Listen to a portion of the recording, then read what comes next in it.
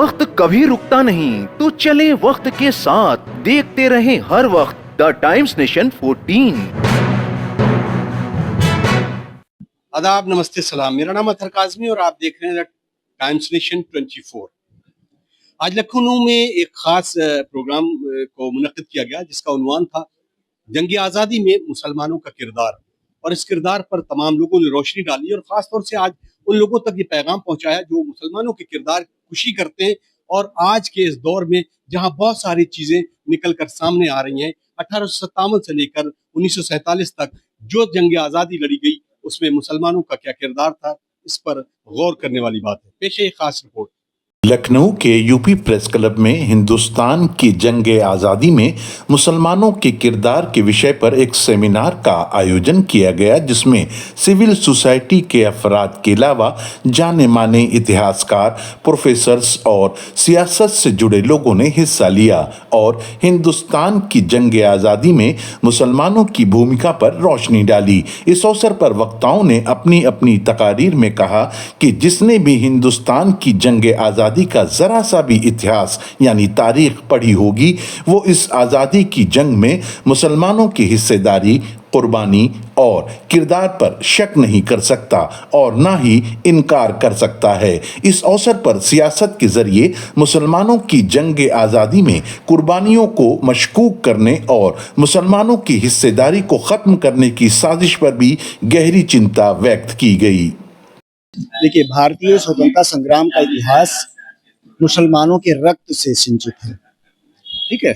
और एक बहुत बड़े राइटर हुए हैं खुशवंत सिंह, उन्होंने अपने किताब में इस बात को लिखा है और ये बहुत ज़रूरी इस दौर में है क्योंकि एक ऐसी राजनीतिक प्रतिक्रियावादी दिशा चली है जिसमें उस पूरे आंदोलन के बहुत सारे ऐसे नायकों को जिन्होंने अपना सर्वस्व, खासतौर से मुस्लिम समाज के से निकले हुए लोगों ने अपना सर्वस्व कुर्बान किया। बहुत बड़ी बड़ी मतलब सेक्रीफाइसेस की उन्होंने, पैसे पूरा दिया आईएनए को, इंडियन नेशनल आर्मी को, आज़ाद हिंद फौज में उन्होंने बहुत बड़ी भूमिका।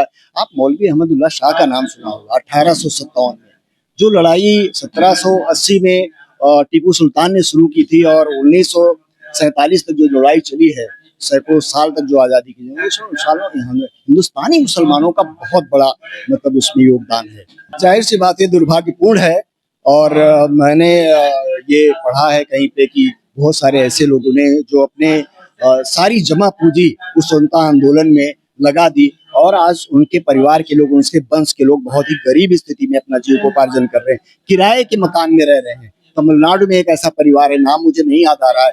तो जाहिर सी बात है, भारत सरकार को सोचना चाहिए और जो हमारी संस्थाएं हैं उनको भी सोचना चाहिए। हमारे जैसे लोगों को, नागरिक समाज के लोगों को जरूर ये सोचना चाहिए और उस विरासत को जिसमें मतलब ये बात, इस देश की पूरी जो रवायत है, सांस्कृतिक परंपरा है, तहजीब है, जो हजारों साल में पैदा हुई थी, उसको बचाने के लिए हिंदुस्तानी मुसलमानों का जो पूरा रोल था उसको कहीं न कहीं से वो किया गया है, छिपा है वो, तो उसको आगे लाने की जरूरत है। और ये हिंदुस्तान की बुनियाद है, जो विरासत है जिसमें उनकी बराबर की साझेदारी रही है, कई बार तो बहुत आगे बढ़ के उनकी साझेदारी रही है और उन्होंने कुर्बानियां बहुत ज्यादा दी हैं।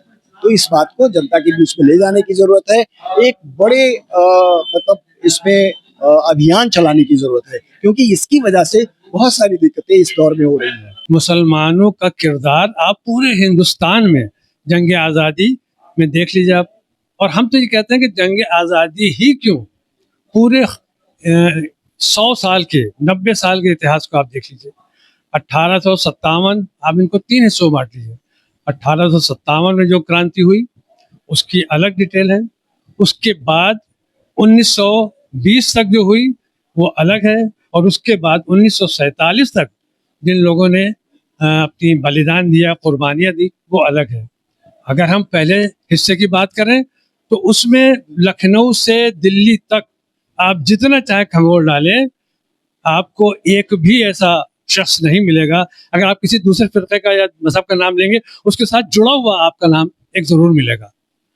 और अगर आप ये देखना चाहते हैं कि 1857 में क्या हुआ, तो आप ये समझ लीजिए कि सिर्फ मुगल कि खानदान के 240 शहजादे शहीद किए गए थे दिल्ली से मेरठ के बीच में। और उसके बाद काले खां की डायरी उठा के पढ़िए तो आपको पता लगेगा कि अंग्रेजों ने कितना जबरदस्त हंगामा किया था। खुद बहादुर शाह जफर के 3 बेटों के सर काट कर रकाब में रख कर उनके सामने पेश कर दिए थे। और उस शख्स ने क्या कहा, एक गैर मुस्लिम ने उस पर लिखा रक्त बीज, कहा कि उसने कहा बहादुर शाह जफर ने कि शायद ये इसीलिए पैदा हुए थे, काश मेरे कोई बेटे और क्यों नहीं हुए। क्या सबूत चाहिए आपको इससे ज्यादा? और ज्यादा पुरानी बात नहीं है, ये अभी 8-10 साल पहले मेरठ में एक खातून थी, उनका बाकायदा इंटरव्यू निकला, फोटो छपे, उन्होंने अपनी तारीख बताई कि वो उस मुगल शहजादी की बेटी हैं जो दिल्ली से भाग कर मेरठ आई थी अपनी जान और इज्जत बचाने के लिए, और उनका खानदान पूरा अंग्रेजों ने मिटा दिया था। तो अगर आप गिनती करना चाहेंगे तो आपकी गिनती खत्म हो जाएगी, वो खत्म नहीं होगा, चाहे आप दिल्ली ले लें या मेरठ ले लें या लखनऊ या इस खत्ते से। तो आज ये सेमिनार इसीलिए है और उन लोगों के लिए है, उन लोगों के लिए जिसे हिंदी में कहते हैं हम आवाहन, कि आए और वो देखें कि मुसलमानों का पूरी आज़ादी के दौर में, आज़ादी की जंग के दौर में 1857 से 1947 तक क्या भूमिका रही है, क्या किरदार रहा है, उनको बिल्कुल साफ साफ मिल जाएगा। जिनका इतिहास कलंकित है, दागदार इतिहास है, वो अपने इतिहास को सुनहरा बनाने की बात करते हैं, कोशिश कर रहे हैं, अपने दाग को धुलने की काम कर रहे हैं। और जिनका इतिहास सुनहरा है उनके इतिहास को दागदार बनाने का काम किया जा रहा है। मौजूदा सियासत पूरी तरीके से जब वर्तमान पे भविष्य पे ना हो करके भूतकाल पे हो रही है, इतिहास पे हो रही है, तो इतिहास की बात सच्चाई के साथ होनी चाहिए। आज हमारे बीच में जो भी वक्ता यहाँ पर मौजूद हैं, उन्होंने जो बुक्स लिखी हैं वो भारत सरकार से गजट लेके लिखी है।